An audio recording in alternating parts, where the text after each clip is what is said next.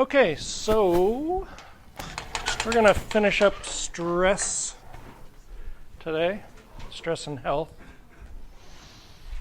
Such thing as something that's really good and fun but can still cause stress? Yes, lots of things like sex. Okay, I just was trying to, my doctors were telling me. How is it stressful? Yeah. It creates an autonomic nervous system response. It increases the levels of epinephrine, norepinephrine. Your autonomic nervous system becomes more active. It's stressful. Yeah. It just sounds like any type of exercise would do that. Oh yeah, sure. Exercise is a stressor too. Yeah. Yeah. They tell me Okay, that but it's not not to thinking of it the exercise same when way. blood sugar's above a certain number Mhm. because it can cause my blood sugar to go higher because of stress. If it's low, then I can. Yeah. It's weird. My doctors were just asking me this question when I was like, Yeah. what kind of stress? And I told them all the negative stuff, and they're like, well, what about? And I was like, Yeah. stressful? Well, your surprise and your question really just illustrates that just because something is stressful does not mean that it's bad for you. Those are two different things. And in fact, when we start talking about how we measure stress, how you can measure your own stress, one of the things that we get into is not the objective nature of whether the stressor activates your sympathetic nervous system, but rather how that stressor, how you perceive that stressor and the perception and how the perception affects your health rather than the stress itself. So I guess I was thinking of something like drugs or something where it's fun at the moment maybe or something, but it's definitely bad for you. That's what I was assuming. That's how I imagined your question. Well, in fact, you could take drugs and it would reduce the activation of your autonomic nervous system and you would feel less stressed. Maybe stress just has the idea everybody has when the other end where stress is bad. So stress doesn't have to be bad. Yeah. Yeah. Just what we perceive it generally. I understand when I think about it, but without thinking. Yeah. That's right. I assumed her question was, is there something that's bad for you that's fun, basically? Like drugs, that's only the example I can think of. Oh, sure.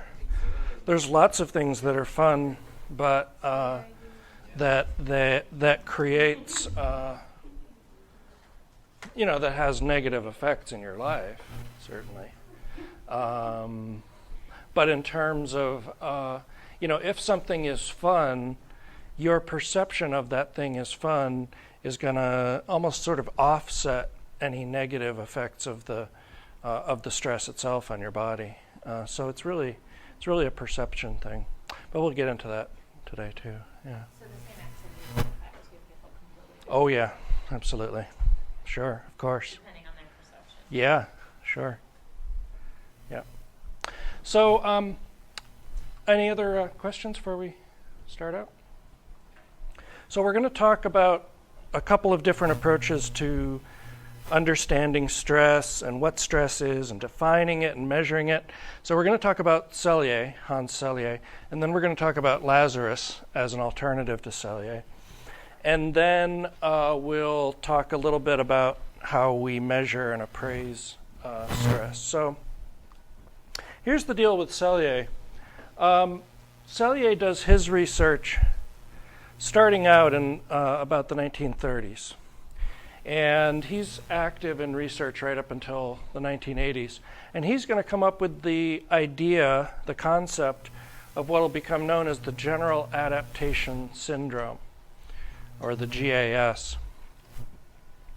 And the General Adaptation Syndrome describes the physiological changes that an organism goes through as it responds to stress. Okay?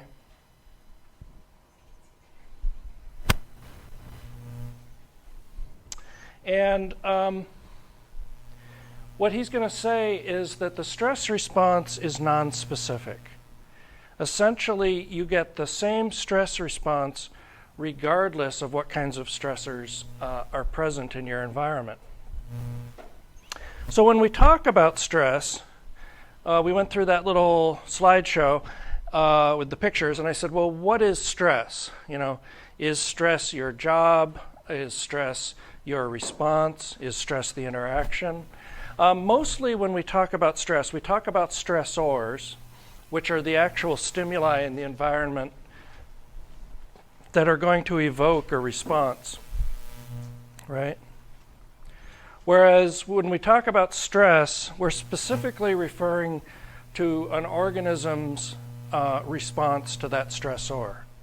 So when an organism experiences this stressful stimulus, how does the organism's response is what we're actually going to be referring to when we say stress.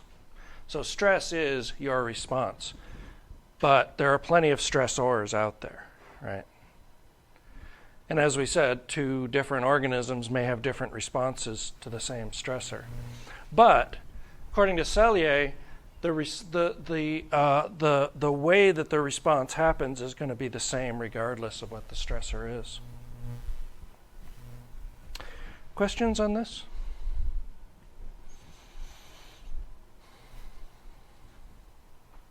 Meaning that the physiological response is going to be the same no matter what. Mm-hmm.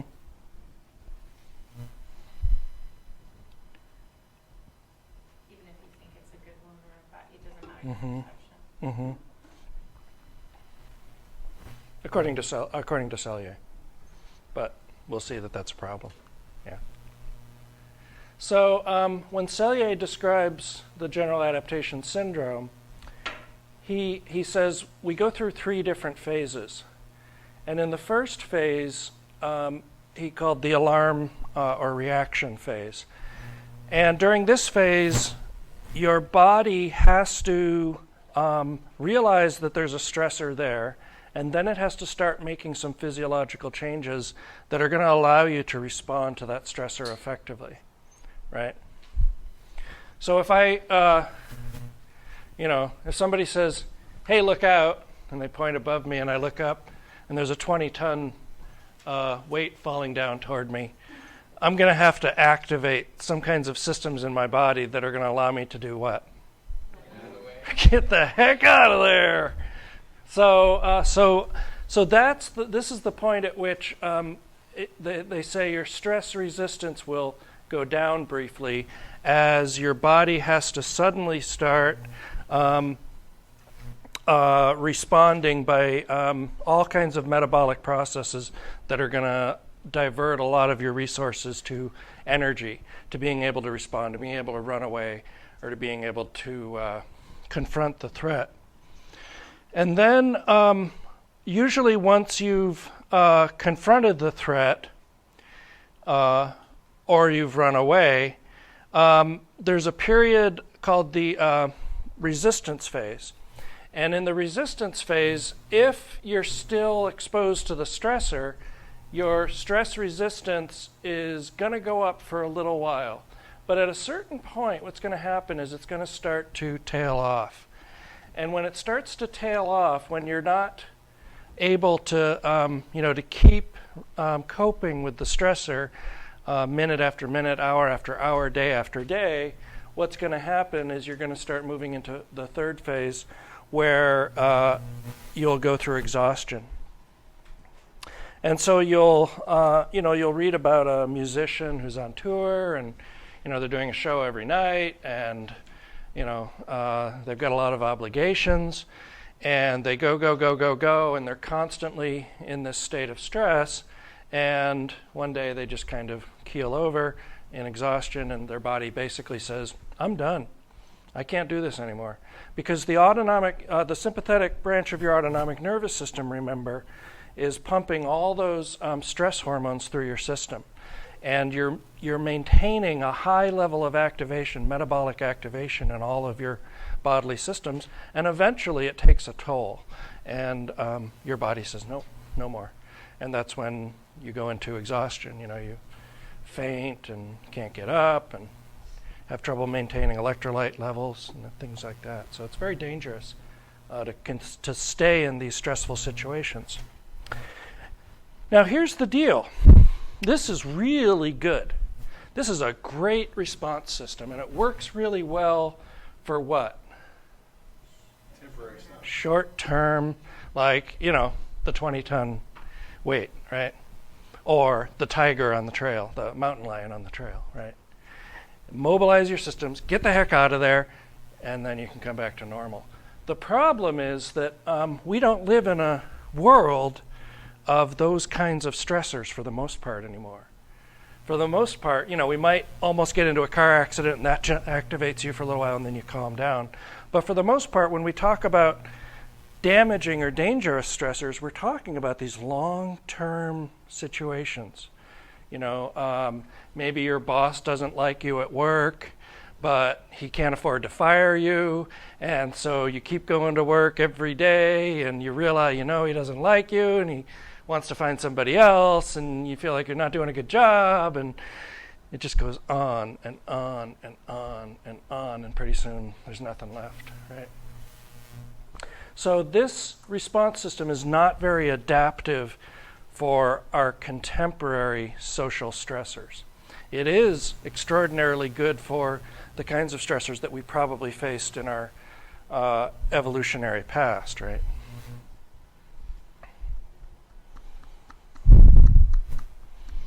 Okay, so questions on this stuff?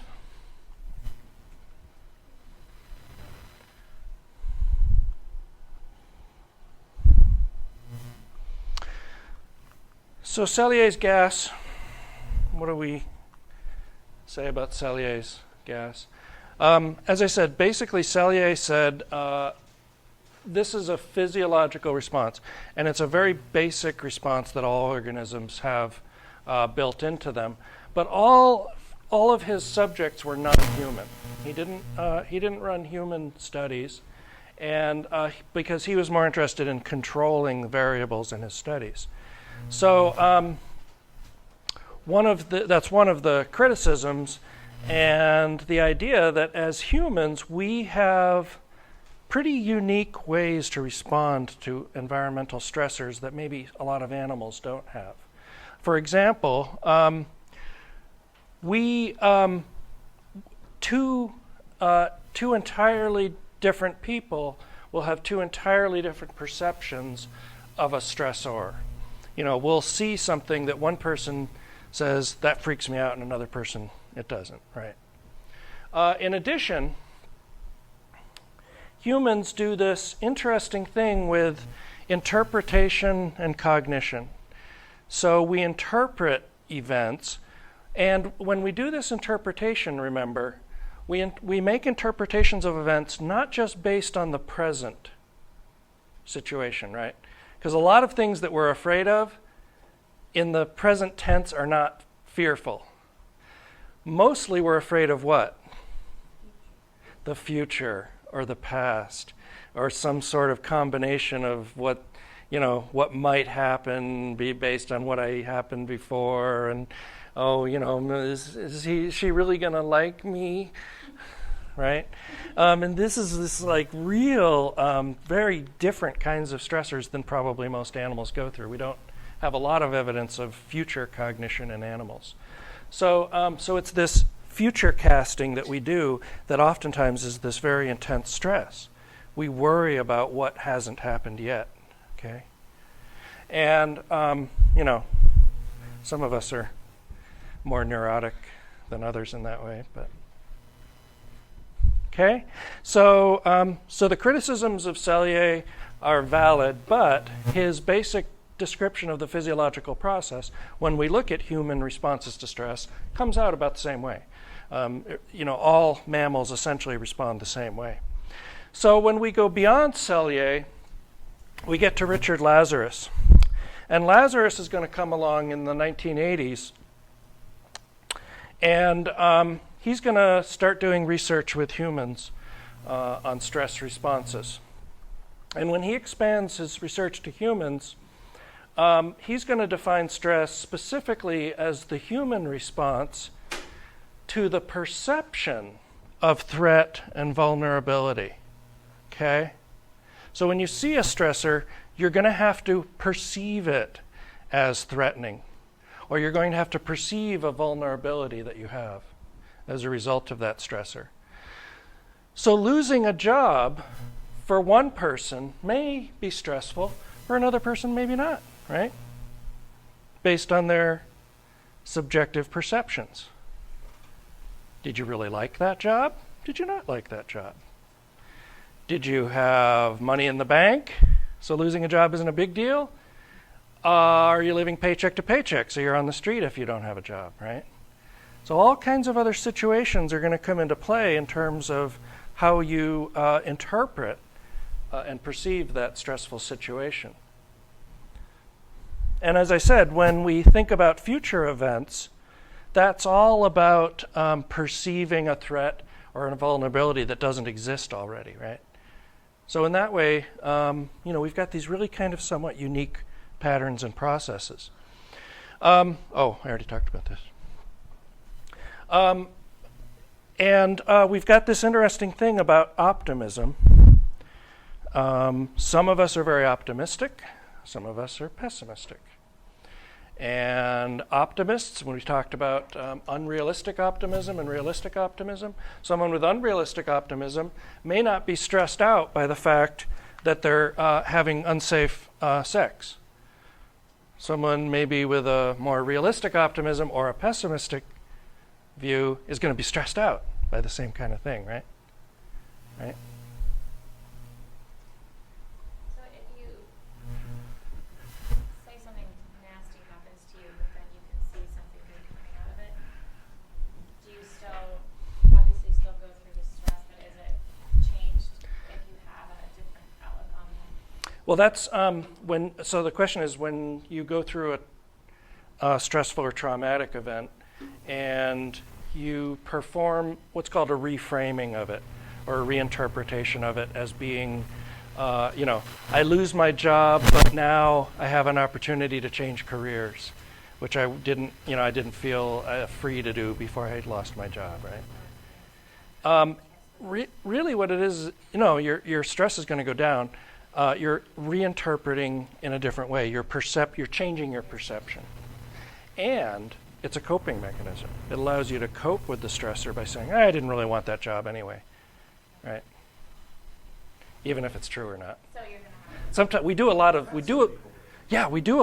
that. We do a lot of like lying to ourselves to make ourselves feel better, don't we? I just thought that was just people being stupid. No.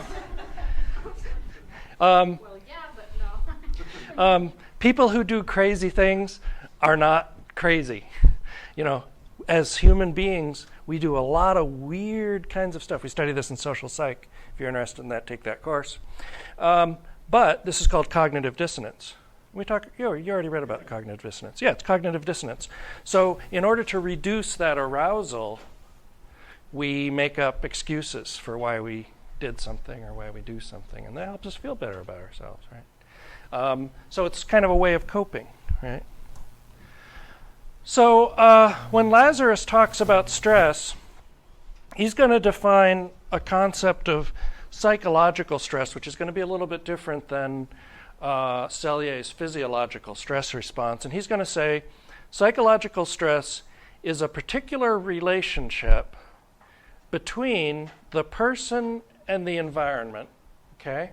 So you've got the person, and then you've got the environment the person is in. And that relationship, if it is appraised by the person as taxing or exceeding the resources that you have available to deal with that environmental stressor, or endangering your well-being. So here's the pivotal word here, appraised.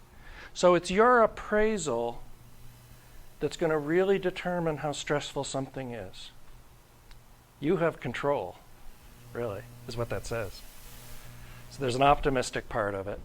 On the other hand, because it's an environmental stressor that you can't control, and it's going to endanger your well-being or exceed maybe your resources you have available to deal with it, That's going to be stressful. So you've got some control over your appraisal, but the stressor itself and your resources you may not have a lot of control over. So that's sort of good news, bad news in there. But you can still eliminate some of the stress by your appraisal. Yeah. Again, that cognitive reframing. Yeah. So so this is what we call a transactional approach to understanding stress. That there's a transaction between the person and the environment. The person contributes something and the environment contributes something, and what we get, the product of the transaction, is stress. And that transaction, that interaction, that the combined contributions of the environment and the person are going to be moderated by the appraisal that you do. So your appraisal is going to modify or moderate that transaction, right? So you can make it more stressful, you can make it less stressful with that appraisal, okay? And then finally, in order for something to be stress, the person has to perceive it as being a threat to their psychological well-being, okay? A challenge, that is that it provides an opportunity for growth, right? Or some kind of psychological harm. So are you actually harmed by the stressor psychologically? Okay.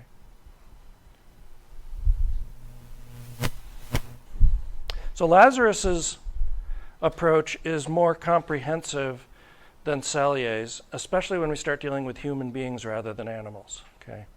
Because it's going to have much more of that cognitive approach. Remember, Salier was working in the 1930s, 40s, 50s. What's the dominant paradigm in psychology? Along with the psychodynamic for explaining behavior? The behaviorism, behavioral perspective. And so behaviorism says your behavior is a product of the history of reinforcement that you've had in the past.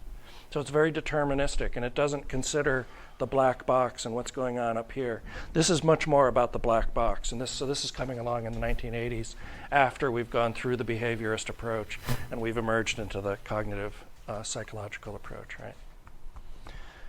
Okay. Oh. Well, glad you could join us. How nice. Thank you very much. That's okay. I'm just joking around with you. I'm not serious. We'd rather be out there in the sunshine with you, though. Okay, so let's look at how Lazarus thinks of this appraisal process and how we approach appraising stressful situations. So he's going to say there's a primary appraisal, and we can appraise a stressor as irrelevant to us, right? So, I wake up in the morning, and I turn on the radio, and I find out there was, a cyclone that went through Burma, wiped out a bunch of villages. I'm sad about that. I'm a little bit maybe stressed, but mostly it's irrelevant to my life. The earthquake in China, probably more relevant, it's, because we're, a much bigger part of each other's economy and things like that. But, so the relevance is going to have an effect on how I'm going to appraise this stress. Also, my appraisal is going to depend on whether it's a benign or positive stress versus one that is harmful or negative, right? So you're talking about, how can sex be stressful? Well, it's stressful, but we appraise it as not being so stressful, right? And then whether or not it ultimately is a stress, it provides this physiological stress. What's that? Probably more therapeutic. Yeah, it could be therapeutic. I don't know, I think I want to go to your therapist. My therapist, well, he just gives me drugs. Maybe I don't want to go to your therapist.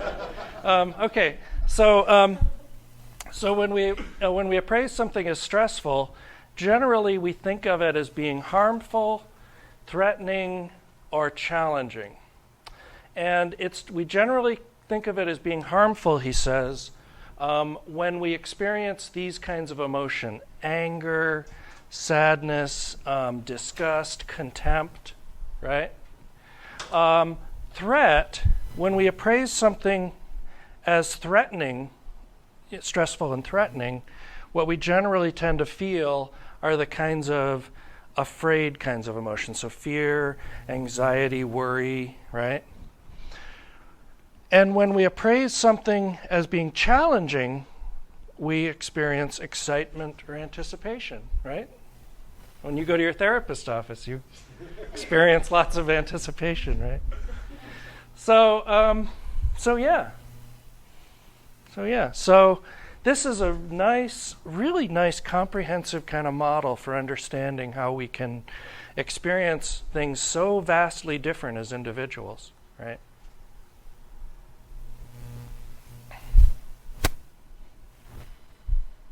So this is what he calls the primary appraisal, and we do this first, and then after that we go through a secondary appraisal, which says, okay, now that I've appraised it as being either irrelevant, benign or positive, or stressful in this way, what are my options? What can I do about it? Also, we have to ask ourselves, what's the likelihood that I can actually do anything that will reduce my stress, okay? Or will my actions be ineffective, right? Will my actions actually result in a stress reduction? And then he says, after we've gone through the primary appraisal and then the secondary appraisal, bless you, right? Is that a sneeze? Oh, okay. I wasn't sure. So then we go through this reappraisal. So now we go back and re-examine it. And because once we do this stuff, once we think about options, once we think about our likelihood and whether the actions I take will actually reduce the stress, that's going to change how we feel about the stress, right? The more control we have, the less stressed out we generally tend to be, right? Lack of control is one of the major stressors in your lives. And in fact, in organizational psychology, in terms of office environments, both social environments and physical environments, the more control you give your employees over their environment, both their physical environment and their social environment, and their perception of control in their job, the less stressed out they're generally going to be. So control is a huge thing for people, being able to control your environment. That's what we do. That's what really makes us a lot different from animals, isn't it? We control and modify our environments. And most animals live within the habitat and the environment. You know, for better or worse, right? Global warming is partly a product of us controlling our environments and altering our environments, right? So, questions on this stuff?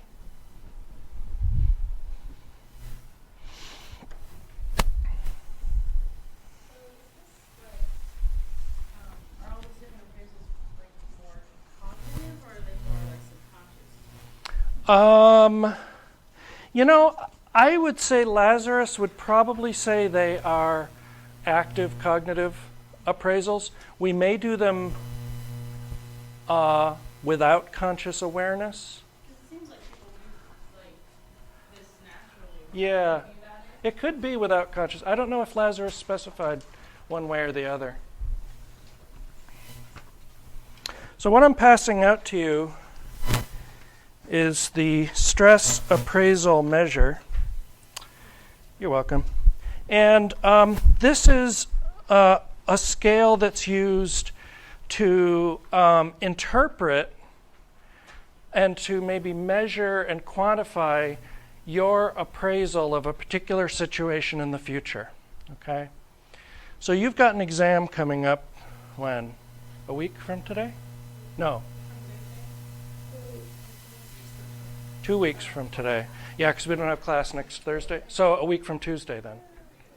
Yeah, right after I get back. Is that right? In a couple of weeks. Yeah, because we're doing the lab on Tuesday. So you've got an exam coming up. I would like you to fill out this stress appraisal measure in reference to how you are feeling about that exam coming up. Okay? So it gives you a bunch of questions, and then you indicate whether you say not at all, slightly, moderately, considerably, extremely. So go ahead and do that. Circle. As to how we feel today, because obviously Yeah. that stressful book is supposed to read it today. Yeah. How you feel today? Yeah, that's fine. Yeah, don't imagine your stress in the future. That's like you need more stress, but. And I'll pause the podcast.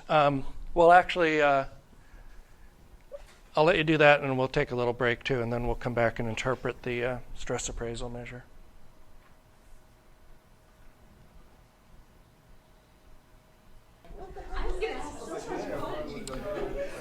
Okay. So now that, hey, hello. Now that you've filled out the stress appraisal measure, it's time to give yourself a little bit of scoring on it. Now, there are these 7 different subscales to the stress appraisal measure. So what I'd like you to do is add together the numbers on each of these subscales to represent an index for threat, for example. So go ahead and add each of these question numbers together, the score of each of those questions numbers together, to get your subscale scores.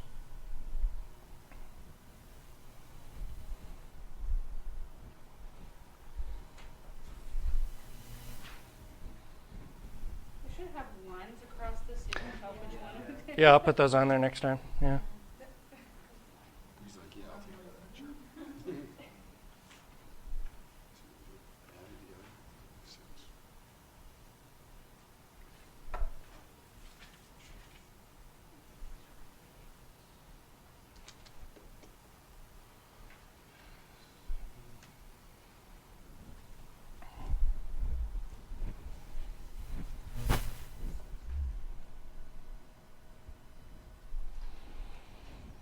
Mm-hmm.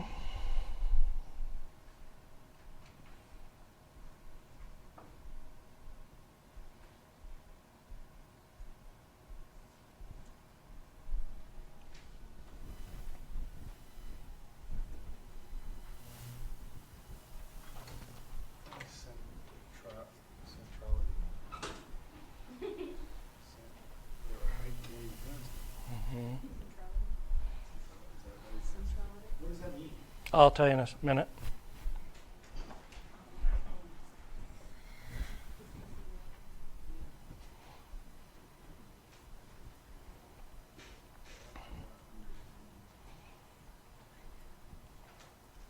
So add together your score on each of these items to get the subscale total for each of these subscales. So add together the number you circled on question 5 plus the question 11 plus question 20 plus question 28.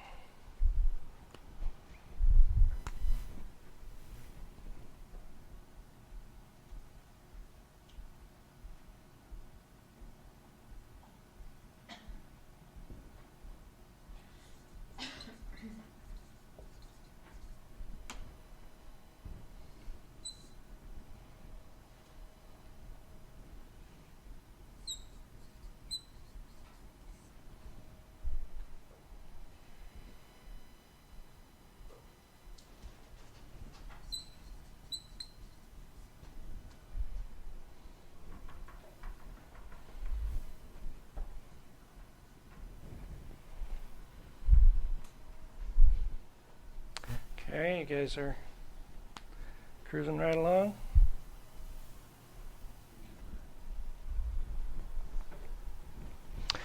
So, well, I'll start because the people that I'm going to ask are here. So, Gleanne, Jared, and Laura, in order, what are your scores for the threat scale? 5, 7, 12. Okay. And challenge? 14. Okay. And centrality? 4. 12. Okay. Control self? 20. 20. Okay. Okay. 17. Okay. And 20. Okay. Wow. Huh. 15. And then uncontrollable? 5. 4. 6. Good. And then stressfulness? 9. 7. 12. Okay. Good. So, do you see any kind of patterns there?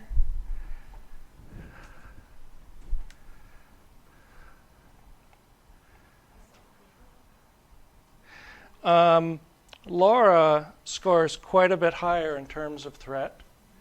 And also notice that she winds up scoring a little bit higher. So there's threat and stressfulness are pretty tightly correlated in this particular case.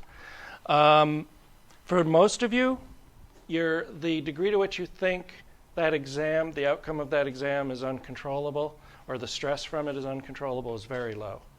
Right? So you generally tend to feel some mastery over the stress itself in the exam indirectly. And most of you also scored fairly high in the control scores. Now, as we said, threat has to do with the degree to which you feel that situation poses a risk of harm to you, either psychologically or physically. Challenge, remember, is about excitement, is about potential for growth, things like that. And so, for the most part, you guys scored in the middle on that. Centrality was a big difference here. And centrality has to do, what are the question items for centrality? What's the question for number 6? Okay, and number 9? Okay, and number 13? Okay, and number, what is it, 27? So you get the idea of centrality? It's like, how much does this situation form a core for your present sense of self and then your future sense of self, right?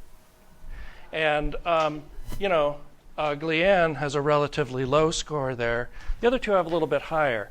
Now, I have a suspicion here. I suspect that I'm pretty sure I know that you have children. Oh, okay, you've got the business.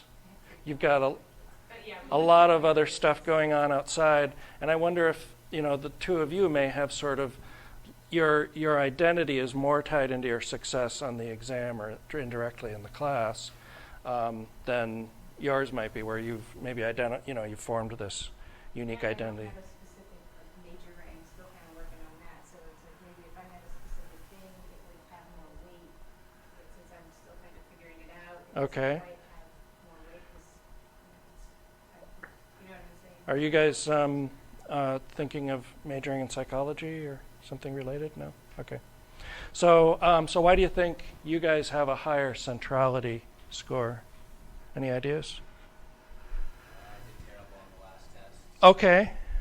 This next test kind of weighs on a lot of my grade. Well, not a lot of my grade.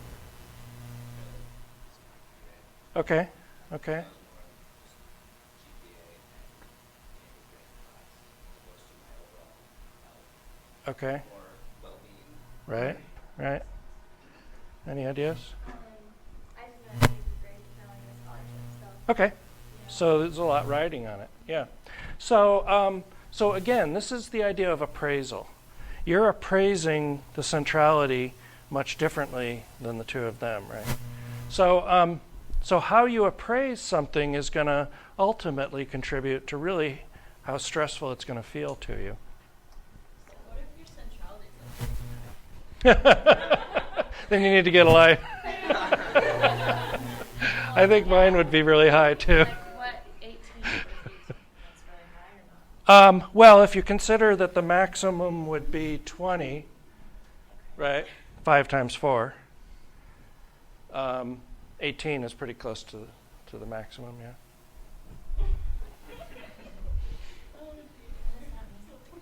Is there a reason my threat is much lower than my stress? Probably because threat composes maybe less of your appraisal of stress than does challenge or centrality or, control, possibly. I'm not sure. Yeah. Okay, so this is just a way to get a general measure of how you're appraising a stressful situation. And someone, if, for example, if a psychotherapist was working with you, they might be able to say, oh, well, look, if you score 20 on centrality, they're going to go, I wonder how you could reappraise this so it's not quite as important to your core sense of self and future and stuff like that. Okay. Yeah. Okay. Don't think of yourself as pathological for sure. I don't think there's any pathological values here. Okay. So that's the general stress appraisal measure. So we can get a kind of measure of your stressfulness overall, but then also in these sort of sub-items and sub-areas where you can focus. For example, with a cognitive behavioral therapist, you might be able to focus working on improving, reducing these scores in terms of stress. Yeah, question? Yep. If the self-control aspect is No, generally, if you have relatively high control self, that means that you have an appraisal that you have control over the outcome, as opposed to other people having control over the outcome, perhaps. Internal sense of control. Yeah. Internal locus of control, possibly. I don't know what the correlation is with internal locus of control. So the others, is that a high others? Does that mean other people in the same situation, how much control they have? Or how much do I don't other think people have so. control of your situation? What are the questions? like how much help can you get for the situation? Oh, it has to do with. Is the outcome of this situation uncontrollable by anyone? Oh, okay. And what else? What are the other Go down questions? the other Oh, I'm sorry. course. I'm sorry. Let me go back. So 4, like 15. Is the what? Is there 15. anyone to help you manage this problem? Is there anybody to help you cope with this problem? Oh, really? Okay, so the control has to do with being able to call on others rather than others being in control, maybe. Yeah. So if you have a high others control, just means you, what's it? Means you appraise the situation that that you can call on other people for You can ask for assistance. Yeah. I kind of how I kind of see that is, and I know what I have a tendency to do with it is like my control for self. I have that high, and I also kind of project my expectations for myself on others, which is not always the best thing because not everybody is like you, and other people can have other difficulties in areas. So, necessarily having a 20 may not necessarily be good when I'm at work expecting workers to uphold the standard I hold for myself when they need. You know what I mean? It seems like projecting my expectations for myself on others. Okay. So it's, All right. there might be things that people don't have as much control as you do. Yeah. Right. Yeah. Don't forget that if you're the boss, you're in charge, but the people working for you, they may have a whole different perspective. Sure. Yeah. Okay. So Lazarus not only has some ideas about how stress works, but also how we respond and cope with the stressor. And so remember the second phase of the general adaptation syndrome is about responding to the stressor and coping with it. And so Lazarus says coping, he defines coping as the constantly changing cognitive and behavioral efforts that we expend, the effort that we use to help manage those external and or internal demands that we appraise, again, as being taxing or exceeding the resources that we have available, right?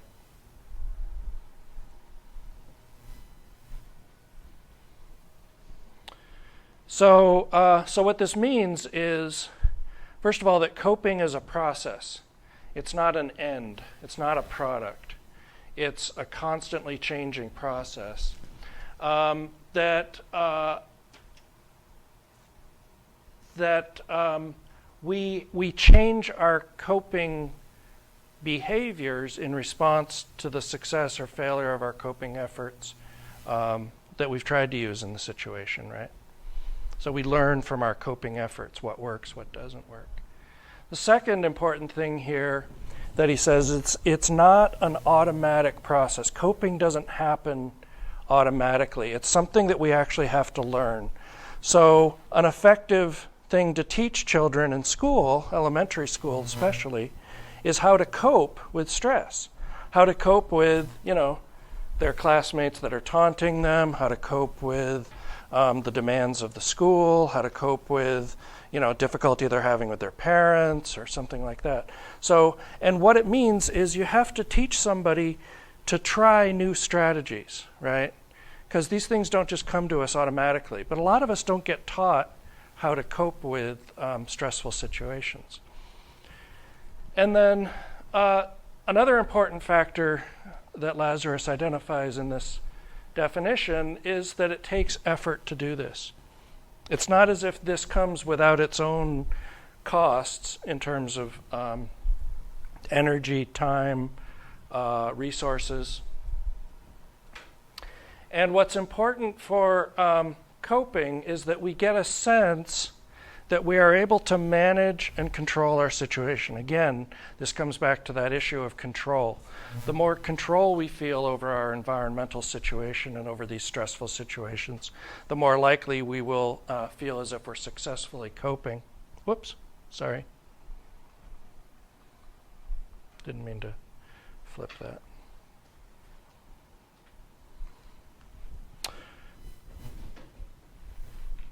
Okay.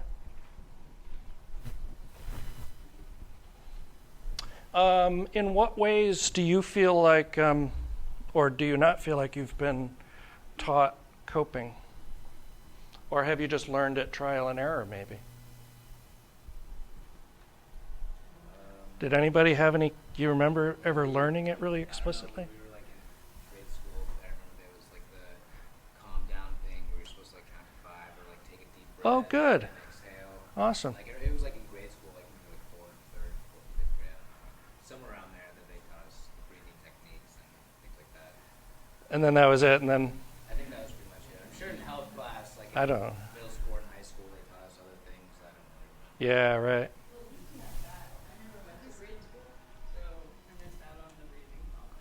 Well, you wrote it down. You should be okay. I didn't count to 5. You should be okay.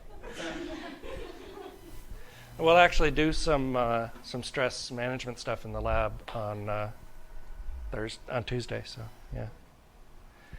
What else? Any other coping skills that you've learned along the way with stress? Basically, just observation at home. Probably Watching your parents right. coping successfully. Probably anything that they tried to teach me in school, I thought was kind of silly. So. So a lot of times this will come from parents, but of course if the parents have never learned it, then they're going to have a hard time teaching it to their children too. And Do you mean, when I was a kid, like, we weren't allowed to, like, hit each other, but my mom said that you can still get your anger out by hitting your pillow or screaming into your pillow. You can Sure. scream for long or as much as you want, but you can't touch your sister. Sure. So I used to try to beat my sister with a vacuum. Well, hopefully you would be able to deal with the stress before you got to the anger and aggression part. But Like when I was like 6 or 7, I don't know, I just would hit her. She'd Yeah. But, you know, for kids, for real young kids, it's really hard, isn't it? Why? What part of the brain hasn't developed fully that's involved with impulse control and all of it? Impulse control, planning, the frontal cortex, the prefrontal cortex. And that really doesn't develop until adolescence. And even then, sometimes the early to mid-20s. And so it's hard for kids. Is that really a coping mechanism then to Self-control and self-regulation? Sure. Yeah, being able to regulate your arousal. Sure. Yeah. Also, personalities, probably. I would think personalities would have a big part in Yeah. how you respond to that. So what we call temperament in children a lot. Yeah, sure. So here's what Lazarus proposes for coping and how coping works. He says coping requires, first of all, that you be healthy and that you have energy available. Because when you're sick or when you're tired, your ability to summon those effortful resources that you're going to need to actually do the coping is low, right? In addition, he says, you need to have a positive belief in your ability to actually change the situation, right? Or to change your appraisal. If you don't believe you can positively affect the situation or the outcome, then that's going to be a problem for coping. It's going to make coping difficult. Also, he says, coping is a skill. And like any skill, you need to be able to solve problems. You need to be able to identify problems and then creatively find solutions to those problems. You need to have developed social skills, okay? Because sometimes you need to reach out to other people for help as part of your coping, right? And that's also going to involve what's consistently going to come up as a great buffer against stress, illness, psychological disorders is social support. Having a network of friends, having a network of family members, having a religious community that you can reach out to that's going to be able to provide you support as part of your coping. And then finally, he says, sometimes we just need money. We need the stuff that's going to allow us to, to work on coping. If you're out of money and you're sick and you don't have any energy and you have negative attitudes and you haven't developed these kinds of skills, that's a recipe for stress without coping, okay? And that's not good. That's not good. Well, and the lack of one of those can have an effect. Deficiency in any one of these areas is going to diminish your ability to successfully create a coping strategy. Okay, so that's pretty much Selye and Lazarus. Any questions on this stuff? I like Lazarus's models. I think they're really worthwhile and really useful. Let me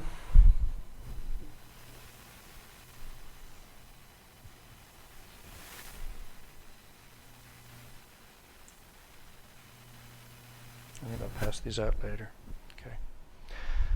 So let's talk about what actually happens in your body in terms of physiological effects of stress, right? As we said, with the general adaptation syndrome, it's no problem when you go into a stress, you encounter a stressful situation, and your body mobilizes the resources it needs to respond to that stress. That's fine.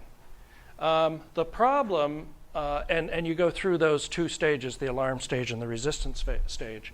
The problem is when you go past the resistance stage and you start going into this exhaustion stage. And that's where we see problems in people's health as a product of stress. Because your body can't tolerate that intense activity, that intense sympathetic nervous system activity, for very long. And what we generally tend to see at this point, up until you get into the exhaustion stage, your sympathetic nervous system is able to be countered effectively by the parasympathetic. Remember, because they're both active at the same time. And the parasympathetic counters the activation of the sympathetic nervous system. The sympathetic is activating, parasympathetic is calming or reducing the activation. Okay? So Just get too active? in the exhaustion stage, the parasympathetic nervous system can't keep countering the effects of the sympathetic nervous system. So what happens is the sympathetic is active without being countered, and that's when you go into exhaustion, right? Because your body can't stay in that constant state of activation. It's like staying out. Do you remember? Do you remember cortisol and corticosterone? The hormones that are very damaging to your body systems, right? Your blood sugar is at a high level, and that's going to cause problems in your body systems. And eventually, your body systems are going to shut down because they can't continue to be activated. Yeah, yeah. It's not like, it's not like, I'm a little bit tired today, so I'm going to have a cup of coffee to wake up, right? This is like having a cup of coffee and having another one, having another one, having another one, having another one, and then a Red Bull, and then another one, and then half, and more, and then right? Can't keep that up. Yeah, yeah. You just like to see me jump around like a monkey. I know you. It does, when you just think about it, it's like the thing that keeps you calm shuts down. So why do you fall over in exactly when the thing that's holding you back shuts down? What keeps you calm is keeping you from wiping out your body's reserves. See? Yeah. Well, I mean, I understand that, but I guess everything where you finally, like, that would calm down, then you'd have, like, a burst of energy, and then you'd fall over. Okay, well, sure. Yeah, Okay, that's fine. Okay. If you want to, if you want to think of it that way. That's good. Yep, you can do that. That's fine. Yep. And so, so what stresses us out?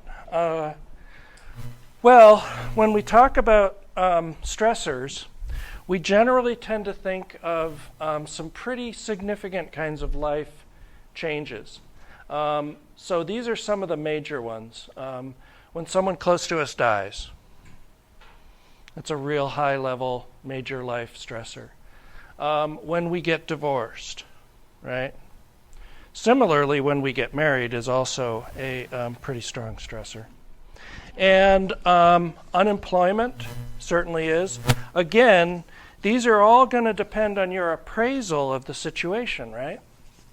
So for some people, divorce is going to be a more, or perhaps, some people are going to have a less of a stress response because their appraisal of the future consequences, their appraisal of centrality, their appraisal of threat, all those things are going to be different.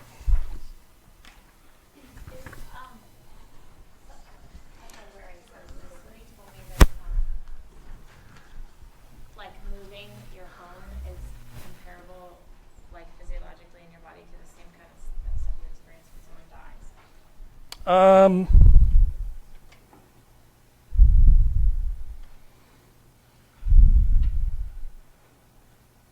Pretty close, as I recall. It's not on this list. Changing residence. Yeah, that's it. How high is that? That's number 20? Oh, what are you looking at? Oh, it's number. Are you looking at the social readjustment scale? The first one. 32? It's number 32. The Yeah. value of the one. Okay. So that's relatively low, actually. Yeah.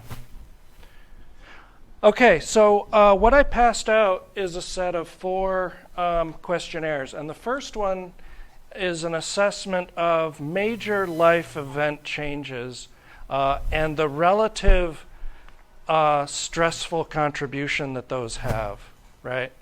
And so basically the instructions are to, score this out. You can do this on your own time. Score this out and then add up the scores. And it says on the back, if your score is 300 or more, you stand an 80% chance of getting sick in the near future. If your score is 150 to 299, it's about 50%. Less than 150, about 30%. So how this was developed was they gave it out to people, and then they looked at those people's physiological responses. Did they get sick in the future? Did they not get sick? And so from that data, they were able to come up with these cutoffs that kind of indicate your statistical risk for stress-related illness in the future. But notice that there's not much here in terms of appraisal, is there? Like, how do you appraise? I might appraise marital separation very differently from you do, but it's got the same score for each of us. So there's some validity and reliability questions on this scale. You just, if this has happened to you, you just take that number and you add it. Yeah, You score it as what you feel like out of 73, whatever, the number out of 100. no, you take the value of 100 and add it together. Yeah. So in addition to these major life changes, and in fact, what we're seeing that has a larger effect on stress and stress-related illnesses are these long-term sort of day after day after day kinds of stressful experiences. Oh, incidentally, the second page of that handout is a modification of that social readjustment scale for undergraduate populations. Because obviously college undergraduates are going to have different kinds of major life events. So that's it just uses a different population for that. And these ongoing sort of daily hassles, as they're called, usually come in the form of environmental stressors, work stressors. Sleep deprivation is oftentimes one of these intense daily hassles. The personal relationships we have can be hassles, right? And in fact, the response that you have to stress, so when you're in the presence of your marriage partner, if you're married, and we measure your stress response, that'll give us a really good measure of how likely it is you're going to get divorced. Okay? And that's work that was done by John Gottman at the University of Washington. Really interesting research. Whoops, I'm sorry. So, okay. So here's the deal. Environmental stressors, we think of things like noise, big stressor for people, crowding, pollution, crime. And if you live in a city, guess what? You got all that stuff. And this stuff compounds. So generally, cities are stressful places to live in comparison to areas where you don't have these kinds of stressors. But again, it's going to be factored by appraisal. How do you appraise that situation as stressful or not stressful? Now, all of these things are all good and fine, but guess what?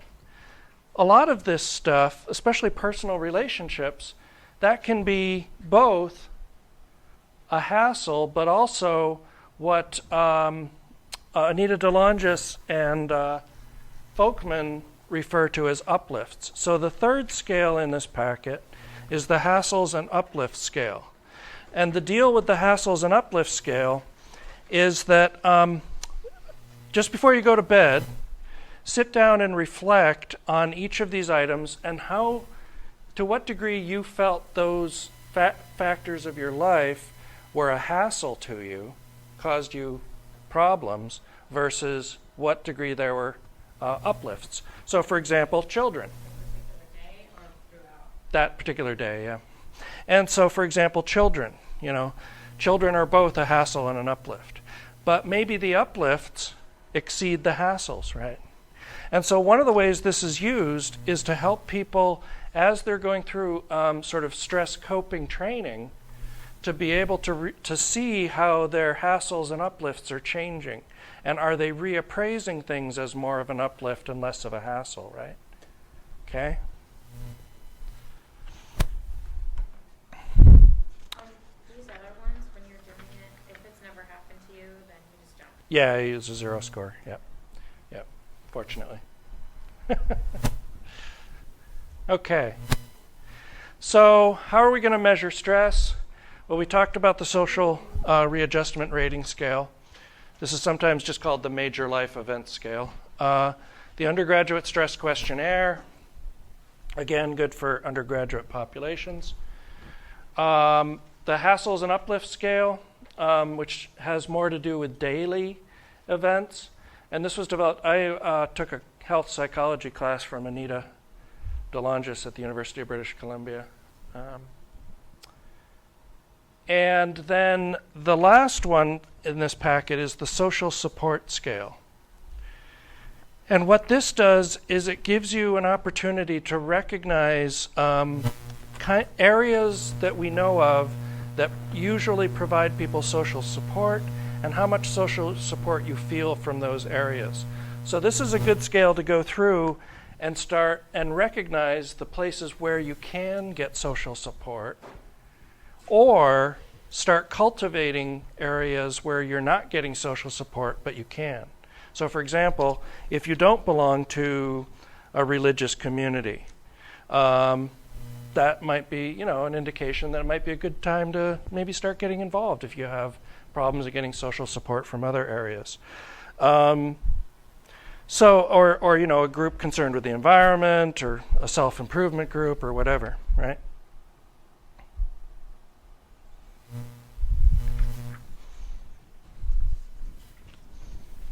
Okay. Questions?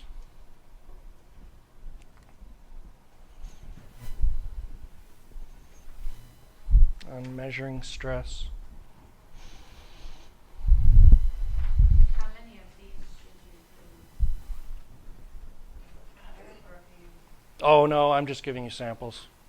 Yeah, there's even tons more than these. It really depends on, for example, if you're in a therapy or something and you're developing coping skills, the particular goals of the therapy might determine what kinds of measurements or scales they might use. Yeah. In the case of Frank's therapy, they've got a whole different thing going. So, okay, so psychoneuroimmunology, big $50 word for how your mental processes and your behaviors affect your neurologic systems and your immune systems, and how the interactive effects work between all three of these things. So what we know is the central nervous system and the immune system are independent systems, but they're interactive. They talk to each other. So the central nervous system talks to the immune system talks to your central nervous system, okay? So your brain has some control over your immune system processes. Most of us think of our immune system as being relatively, not really in our voluntary control at least. But the immune system can actually be classically conditioned, right? Just like I can get you to salivate when I play a harmonica tone, you can condition, or your immune system can be conditioned to be impaired. So this is research done with rats. If we give them a saccharin solution and pair it with, it's a sweet tasting solution, and we pair that sweet tasting solution with an immunosuppressant that suppresses the rat's immune system, so it's not activated, it's inactivated. And we do that pairing enough, when we give them the sweet tasting powder, their immune system takes a dive all by itself without the immunosuppressant. How do they know their system takes it because we can measure, for example, lymphocytes and T cells and the kinds of cells and processes that are generated by the immune system. Yeah. Yeah. So I can, for example, with HIV is an immune suppressing disease, and one of the diagnostics, or at least one of the tracking the progress of your HIV has to do with checking for different kinds of organisms and cells in your blood. So, yeah. Yeah.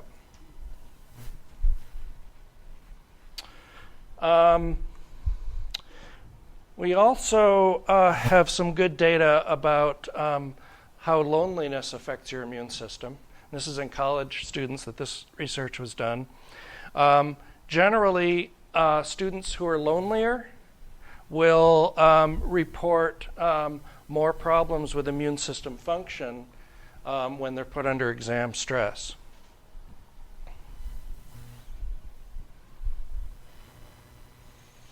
And actually, it's kind of fun to work with college students because they're either poor and they want money, or they have to participate in research for psychology course credit. And you can actually infect them with diseases and see what happens, how they, how their immune system responds. But we'll talk about that in a second. Chronic stressors. For women who have been recently separated, we consistently see reduced immune system function. In addition, men who had a spouse die recently also consistently display lower immune system function. And this can be the cause of death, right? If you get an infection and your immune system can't respond to it effectively, people will die from having this impaired immune system. So it's important to have good coping mechanisms to be able to deal with the kinds of stressors that you may be exposed to in life.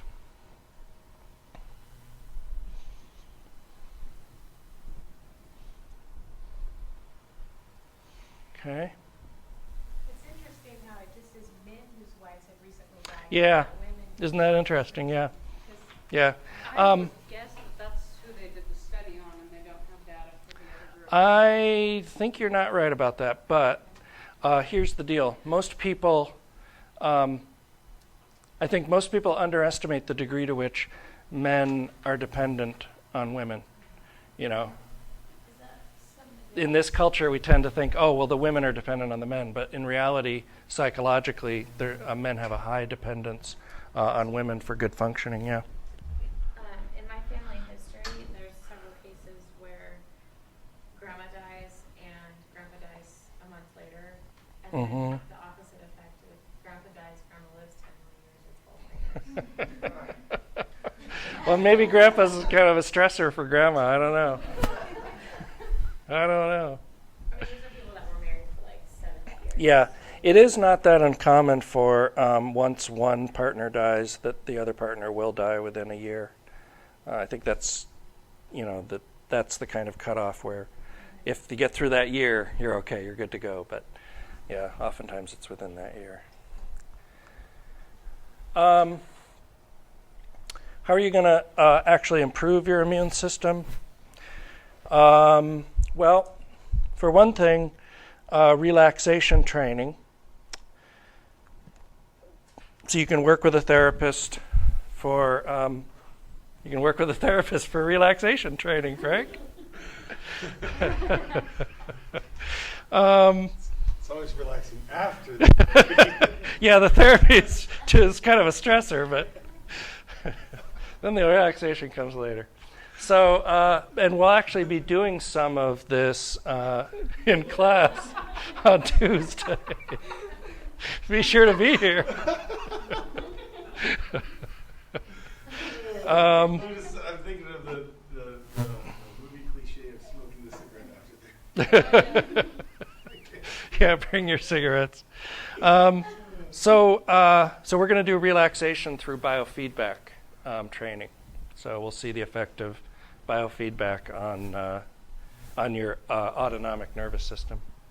In addition, if the stress comes from a trauma, Consistently, we see if people write about the trauma, their immune system is improved. And in addition, aerobic training and stress management are always effective. This, exercise comes up again and again and again, not only in stress management and coping, but also in dealing with the effects of psychological disorders, for example. Oftentimes depression, one treatment for depression is exercise. I just wish I could follow my own advice. Incidentally, this is that research I was telling you. I think this was the research I was telling you about, where they took college students and infected them with the rhinovirus. And they had one group who wrote about some kind of trauma they had experienced, and another group, was the control group that didn't write. And the ones who were doing the writing didn't get sick, and the ones who didn't did get sick. So I think that's what that was. So we've got a lot of good data and research on stress. In this culture, this is a very intense culture we live in. Your expectations for production and productivity, and as college students, you're really in a high stress situation. So it's good to develop these kinds of skills if you can. So do you have, for instance, eating for me or exercising and all of these things are really stressful because it's a math problem every time I eat, or it's something that I have to take in. If I don't, I know what I'll feel like if I don't take care of myself, kind of a thing. Is there things that you can do to reduce that stress? It's a stress, it's deciding what you're gonna.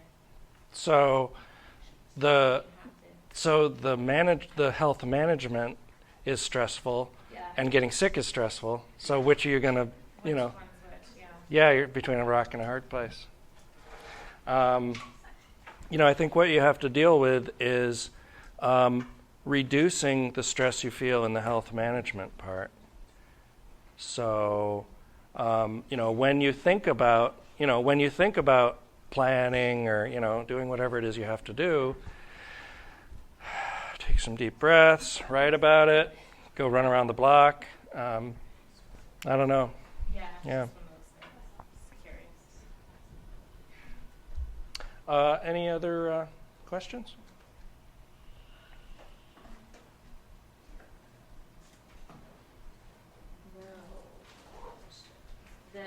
You handed out I saw online the paper assignment. You handed that out. Yeah, the paper assignment's available on the Downloads website. And as I said, we'll be doing a lab on Tuesday. It will be fun.